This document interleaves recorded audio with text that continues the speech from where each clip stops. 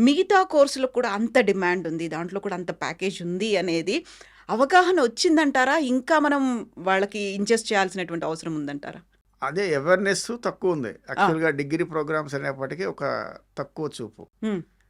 10,000 పెట్టుకుంటే అయిపోద్ది డిగ్రీ బయట అనే దాని నుంచి ఒక డిగ్రీ కోర్స్ చేస్తే ఇలాంటి ప్లేస్‌మెంట్స్ వస్తాయా హ్మ్. అనేది మనం చేస్తున్న చేస్తున్న హ్మ్. ప్రయత్నం కాదు.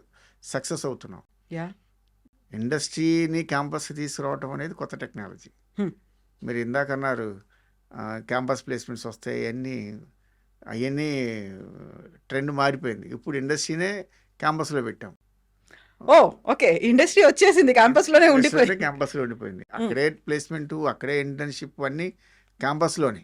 హ్మ్. ఇది కొత్త ట్రెండ్. హ్మ్. అంటే ఎప్పటికప్పుడు మార్చుకుంటూ మనం వెళ్తున్నప్పుడు ఇంజినీరింగే కాకుండా మిగతా ప్రోగ్రామ్స్ ఏవైతే ఉన్నాయో వాటన్నిటికి కూడా మంచి ప్లేస్‌మెంట్స్ ఉన్నాయి. ఇంజినీరింగ్‌లో ఇప్పుడు BTech computer science, BTech electronics చేస్తే ఒక ప్యాకేజ్ ఉంటుంది. 20,00,000 నుంచి 30,00,000 వాడి యాహ్! యొక్క కెపాసిటీని బట్టి, స్కిల్‌ని బట్టి. అదే స్టూడెంట్ 4 ఏళ్ళు చదువుతది. అదే స్టూడెంట్ 3 ఏళ్ళు చదివితే అదే ప్యాకేజీకి వెళ్తాడు. Hmm. BCA programme 3 years bachelor of computer application. అది కూడా కంప్లీట్ సాఫ్ట్వేర్ ఉద్యోగస్తులకి అందరికి కూడా మంచి ఫోకస్గా ఉన్న కోర్సు. యాహ్!